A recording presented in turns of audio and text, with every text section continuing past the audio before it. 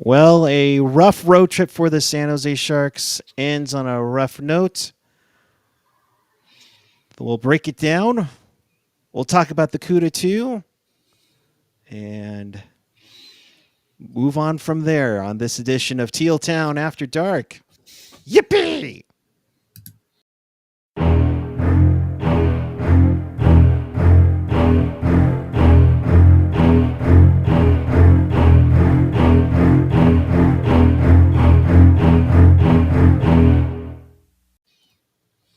Good evening, everyone. It is November 15th, 2025. The Sharks lose to the Seattle Kraken 4-1. We welcome you to this edition of Teal Town After Dark, your live and interactive Sharks postgame. We do this after every single Sharks game, home and away. So if you want to be part of the show, chat with us and fellow hockey fans all over the world and in Sharks territory on the YouTube page or the app. You can always follow us on the socials. Stick taps, as always, to Felix on the gifting on the Xfinity. The Twitter. See, the one time I tried to call it X, and that's what happens. It's Xfinity, yeah, that's fine. Yes. On Twitter, Blue Sky, and Threads. I'll find everything at tealtownusa.com. Or if you want to support the pod, you can do so live right now on the Super Chat in the YouTube chat, or hit us up on Venmo at tealtownusa. It is yours truly, Eric, along with Ian. Ian, how are you? Meh. Hey, it's like the Sharks. It's fine. Is it though? It's not. I mean, I don't know. It's not good, but it's not bad. Like they were going to regress. We all knew they were going to regress. We knew that what they were doing was not sustainable. They were on a PDO bender. It was going to end. I know, but they seem to be in all these games, which I think makes it even more frustrating. You know, and I think that's part of the problem that I have is like you're right in it.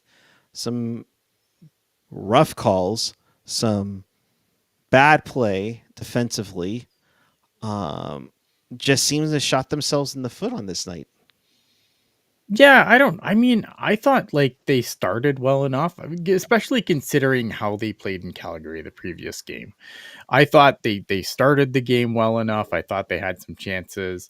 I thought they had some chances all game. The problem is just that when you look at this blue line, this blue line is bad. It's very bad. And this is the worst possible incarnation of it, in my opinion. You've got Vinny Desharnais. Like, I like Vinny Desharnais. Don't get me like, right. He is what he is, though, right? Yep. And then you bring Nick Leddy back into the lineup. Nick Leddy hasn't been good by any stretch of the imagination since he's been here. And you have Klingberg. It's not great. You know. I'm like who's playing defense tonight? Let's go through this here. Yeah, like you bring Muka Madulin back in. We're sitting. I don't know. Are we sitting fucking Lily, or is he hurt? Because I never know with this team anymore. Yeah, who knows? There's a teal curtain in there, so who knows if Liljegren is hurt? Who knows if there was that? Who knows if Sam Dickinson was on a development day, or did he get blamed for the loss on Thursday night? I hope it's just development day. Okay, like I'm gonna have to talk about this tomorrow too. But like, if you as the viewing person blame Sam Dickinson for that play, then you don't know what you're watching, and that's because that's on Kurashev. Like, I'm sorry. I know this is not the right game that we're discussing at this point, and we're supposed to discuss. But if you think Sam Dickinson was the problem on that play and not Kurashev, you don't know what you're watching. Sorry. No, I'm not disagreeing with you at all. I'm just saying if they're saying, well, Sam, he had that rough play. It wasn't him. Kurashev had the rough play. He completely handcuffed him. But I'm not talking I'm not talking myself, but maybe coaching staff might be saying that otherwise. They know better. They're coaches. They've been in this game forever. Like I have never played this game at any level, and I can tell you whose fault that was. I think my dog could come in here and he could speak the human tongue and not just pant into the microphone, which is what he would do. He would tell you that was Kurashev's fault and not so much on Sam Dickinson. Like Sam Dickinson's flat footed, you leave him the puck in his feet and then go, "Oh fuck, why would this happen?"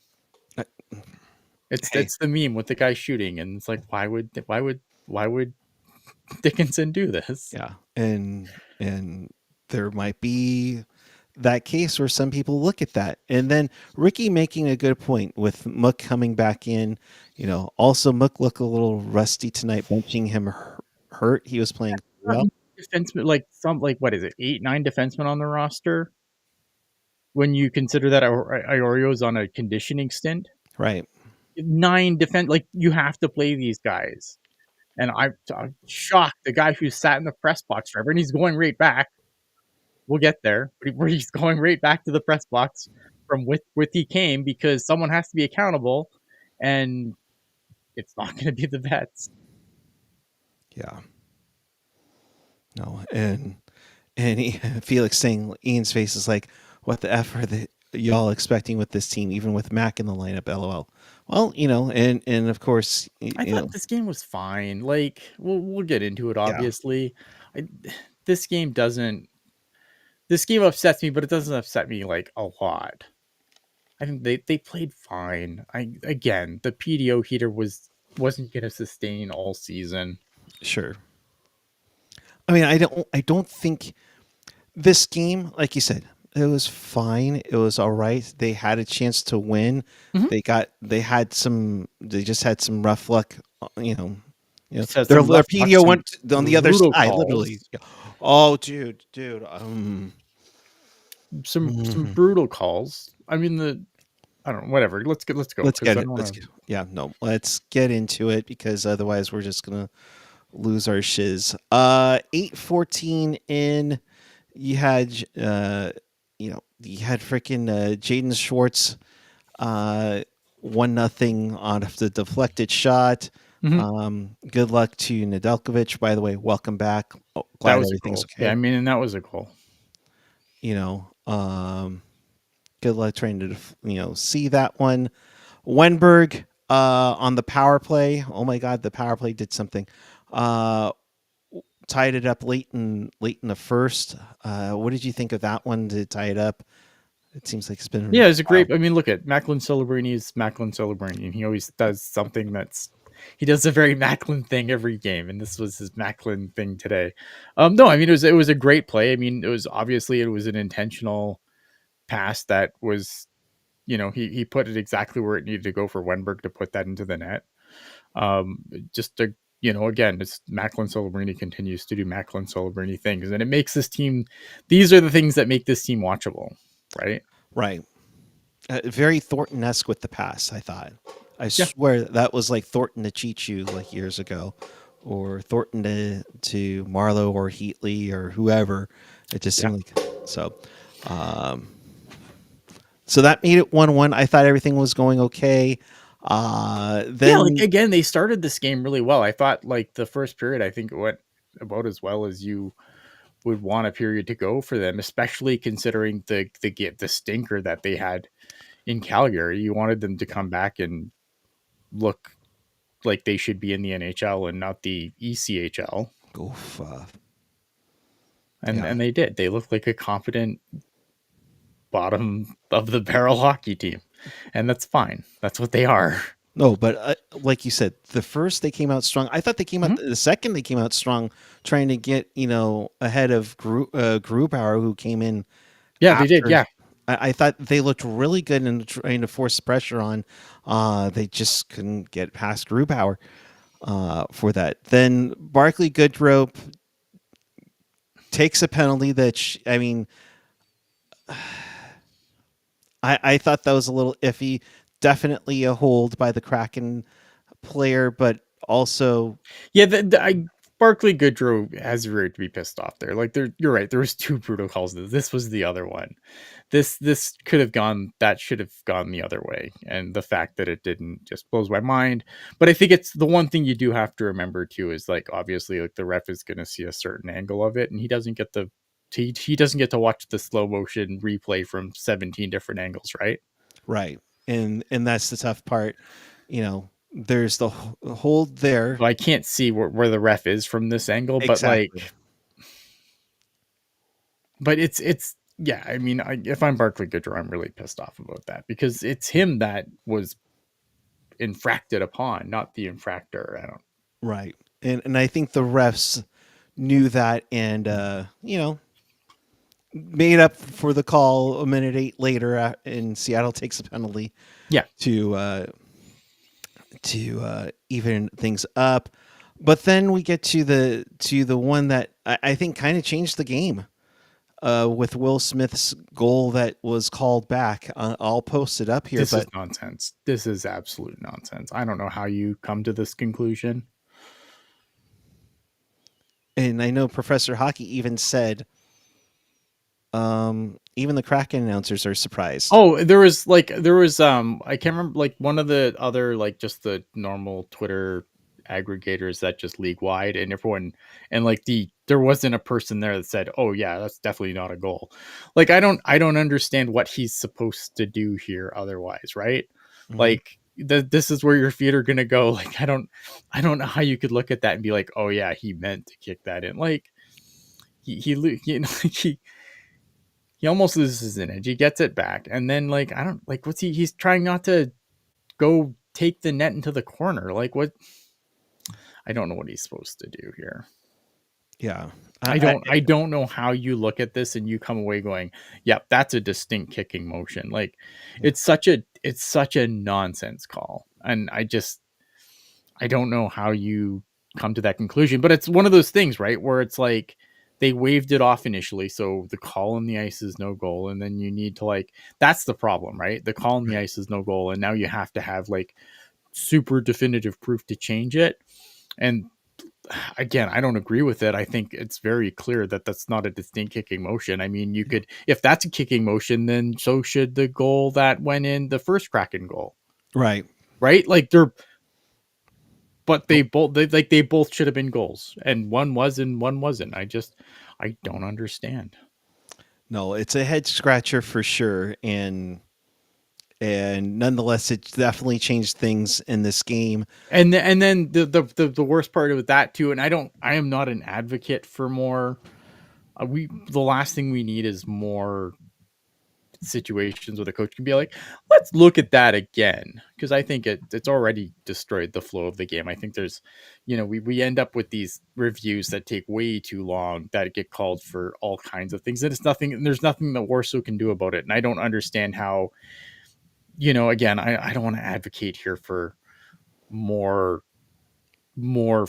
5-10 minute reviews Yeah. that take way too long, but like it's unfortunate that Warsaw can't be like, well, no, like we need to, I want a second opinion. It's like, if you need to get a hip replacement, can I get a second opinion on it? No, no, it's just it's frustrating, especially when It's a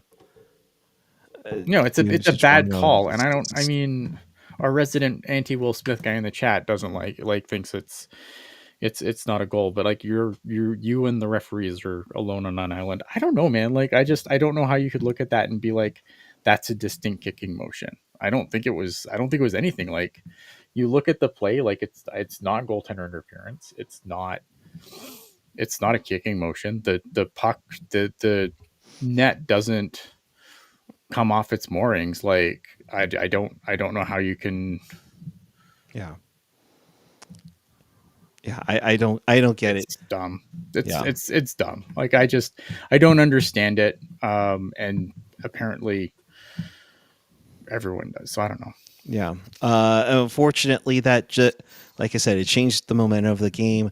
Because then after that, Seattle would score 2 goals in 38 seconds to take control going into the locker room after 40 minutes. Adam Larson, uh, who was on I think they said a 24 game schneid, scores with traffic in front of Nedelkjovic where Mhm. he couldn't see the shot worth shit, and then Mukamadulin pinches pinches badly, and then Tolvanen scores to put this one wide open in the second. Yeah.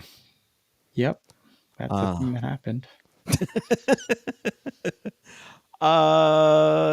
So again, the defense, Like it is, and it was an incredibly ill-timed pinch by Mukhamadullin, but yeah, it's gonna be hilarious when he comes right back out of the lineup when Nick Leddy screamed, whatever, Nick Leddy gets to screen his goalie and be absolute dog shit, and um, I don't know. I think Klingberg's been terrible, and Klingberg was rough. I know again we took a lot of shit for jumping on Klingberg early on, but this game, this road trip, I'll even say, was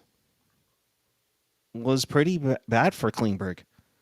yeah, You know, I don't know what you do, and if you are trying to put the best players out there to succeed and win, I think we all have an idea as to what you're going to do. Now, is anybody going to get called up? No, no, but am I hoping for Dickinson to get into the lineup on Tuesday? Yeah.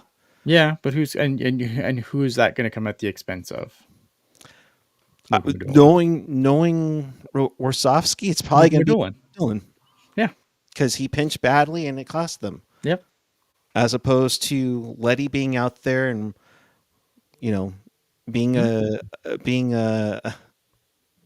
the way of Ned and being out there, for a couple of minutes on the other Kraken goal. It's just I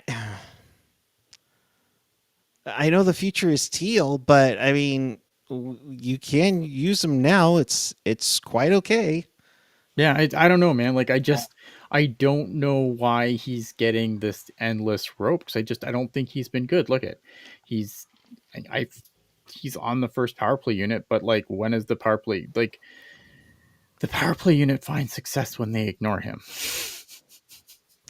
And this drop pass shit. I know we've gone on the whole league does that. That's just that is just power play in the NHL now and most levels of hockey. Why are we allowing the PK to just set up at the blue line? Because it basically hemmed the Sharks into, dumping it in or having a lot of turnovers. That was the other thing too. Power play aside, there were a lot of offensive turnovers, a high offensive zone turnovers tonight. And it wasn't just the defense doing it as well. I mean, yes, Klingberg had one, but I can't think of the forward off the top of my head. But there were a couple others that just did not look good, in the zone at the blue line. It's not even that. Like and the thing with Klingberg too, it's not even just poor decisions. Like, but even when he shoots, he's not. Everyone's like Jamal Myers, right? That's who was on the call with Randy. With Randy, and he's talking about the Sharks don't have a lot of shots from their blue line, and it's not that they don't have a lot of shots from the blue line. It's just that they don't hit the fucking net because Klingberg couldn't hit like. You could make the net as big as a soccer net, and Klingberg's still going to miss the damn thing. Yeah, and kudos to the Seattle PK. I mean, they Sharks went 1 for 6 on the power play tonight. But yeah, and look at it, and yeah, I again, it's not just like Seattle does. Yeah, you have to give Seattle their due here. I think they played a good game tonight. I don't think that they didn't deserve to win tonight. Like, I don't think the Sharks deserve to win this game. No, by any stretch of the imagination. So you have to give credit to them as well. I agree. Yeah. So, and they definitely were blocking they were forcing the Sharks to be on the perimeter, and they were not allowing them to get anywhere. I mean, there was one angle that they showed with Klingberg trying to take a shot, but he has no shot. There are two Kraken players literally combining together to block it. So You can't do anything with that. Schwartz would add an empty netter for a second goal of the game. That would finish up making it 4-1. But yeah, I mean, there's just frustration all around with it because they're right in it, and I think this is kind of where things have changed a little bit, Ian, where now the expectation is, yeah, they've gone on this good run in November. Mm-hmm. The expectation has changed where if you're in a tight one, go out there and get it, and we've seen that you can. Yeah, I mean, I don't know. Like, maybe it's because like I'm like the absolute cynic here, right? Like I'm the guy who's just always pessimistic on the team, but like I don't know how you could look at this blue line and like yes, look at I give them credit where credit's due. They beat some really damn good teams in November so far. Like they had a good run, Mm-hmm. but there were so many warning signs that this wasn't sustainable. Oh, for sure. So I don't like so I if your expectation was that this was just gonna last forever, Yeah. that I don't know what to tell you. Like I don't know. Yeah. Net front presence. Jules put it best in Discord. The Sharks have not won a game with Klingberg and Leddy in the lineup, which is true. When Leddy's been in the lineup, they have not won. All the wins came without Leddy in the Well, it's a matter of time. Science. Yes, scientific expert Jules on it. One timer saying just neutering our offense when he has the puck and offering no defense to speak of. Yeah, I mean, and look at we knew that was going to be the way it was coming in, right? Like John Klingberg's never been known for his defensive play. He's always been more of an offensive guy who's gonna, chip in on the power play. I just think that his game has regressed so badly at this point that I don't. He's just. I agree. He's not helping, and the fact that he just gets endless opportunities to do this, and like I appreciate like look at the Sharks don't have a whole lot of great offensive options on this blue line, but you have a pretty young kid that could probably get some power play time. You would think you could, like what do they have to lose at this point? Right, and I think that's my biggest point is what do they have to lose? Is it going to hurt if you put Milk Madillan in and Dickinson in there? I mean, I don't think so. Yeah. So I just don't see it, but nonetheless, it is what it is. And I don't think it's a pessimistic on your part. Even Warsaw had gone on and say where we are as a team is no offense, but reading all this stuff about playoffs and where we are, we got a long way to go here. Yeah. I mean, yes, I guess so, but when you get on a 5-0-1 start to start November and you're playing very well and you're putting up goals, at a premium, it's going to cause some excitement for things. And, that's just I don't know. How do you take that? It's like, yes, a long way to go. The future's still coming, but at the same time, you're right in the thick of the playoff race. It's November. Shut up about man. Stop it. Like the whole league right now is in the playoff race. Sure. It like I'm sorry, but like let's put the standings on the screen, please.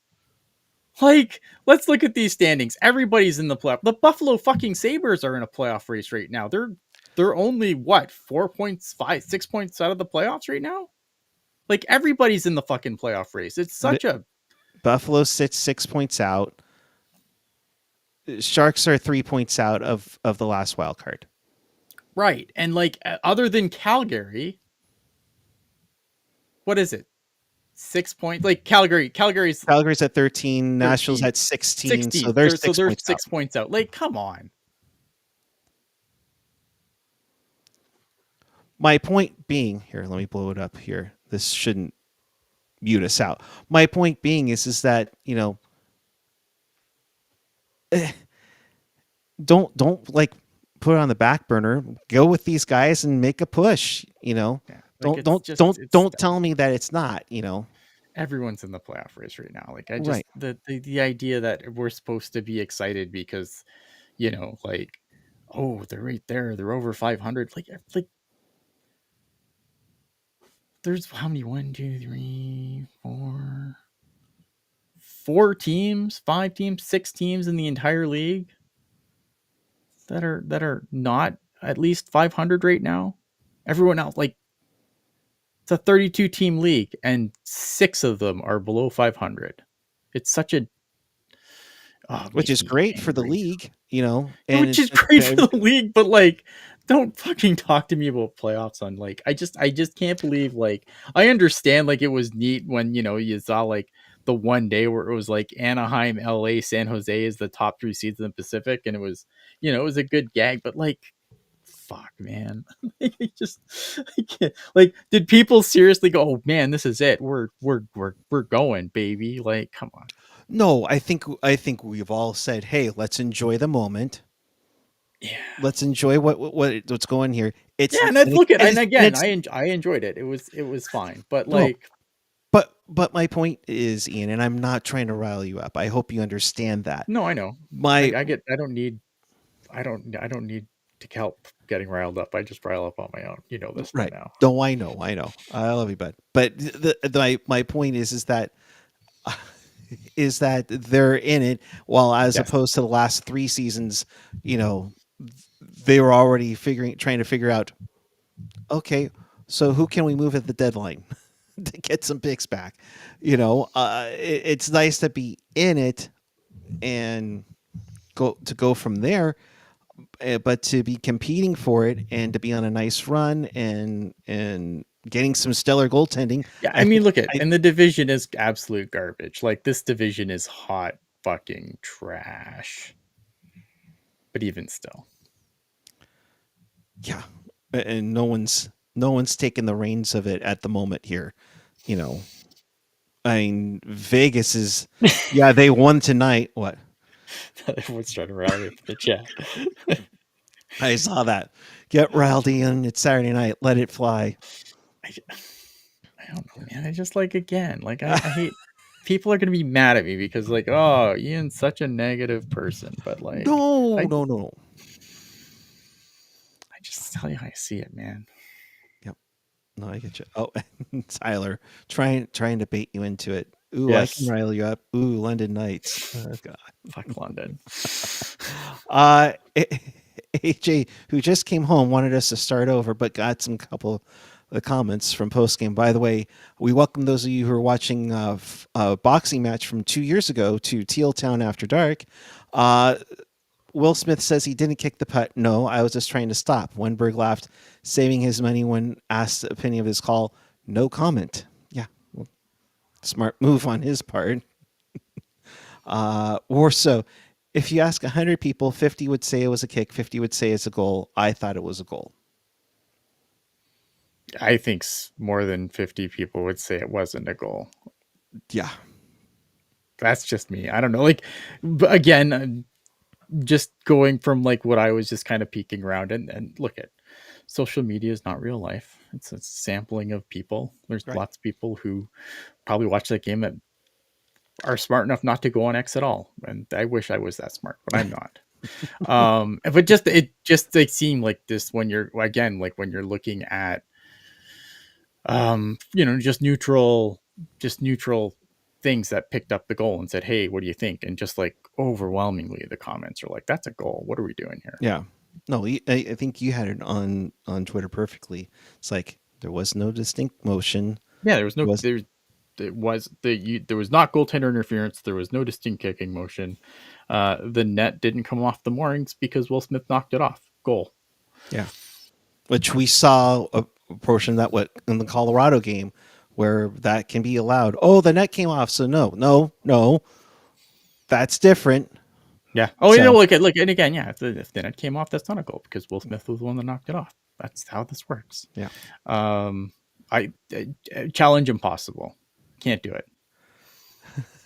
I- Everyone has things that we they say while they're trying to formulate the thing that they're actually trying to say in their brain, we all but have we it. try not to do dead air. So I have awful habitual filler words that I just kind of throw Yeah. in there while I'm formulating my thought.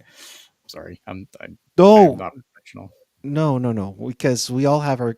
I won't even say it's crutches, Oh, but it's absolutely, it's but 100% a crutch. how many times have you heard me? It remains to be seen. So we all have it. So all good. Does it matter if it's intentional? Sorry, what's I'm intentional? guessing the kicking motion. It's a distinct kicking motion. It's Yeah, got to be if like, look at it, you can't just soccer kick it into the net, right? They don't want, and the reason, look at, and the reason for that makes perfect sense. Like, these guys wear knives on their feet. The last thing you want is these guys using their knife boots near a goaltender who's sprawled around on the ground kicking at a puck, right? Like, we don't want that. yeah, knife boots. That's up there with woodish gloves, my friend. Oh my gosh, They have boots, they have knives on their boots. it's so true. And It's so so the true. last thing they want is guys just kicking around the goalie who Yes. who has a ton of equipment, right? But there's still spots where you're obviously not gonna get protected because it doesn't, Yeah. it's not like a full body Kevlar suit or anything. But like, so I understand why we don't want guys kicking at pucks around goalies in the net. Like, I get it. Yeah. But I just, in that situation there, I don't know how you call that a kicking motion. Yeah. No, I completely agree. So the Sharks lose this one 4-1. They're back to NHL 500 at 8-3. Next up for them will be on Tuesday. However, we are not done. Let's talk about that other hockey team in San Jose.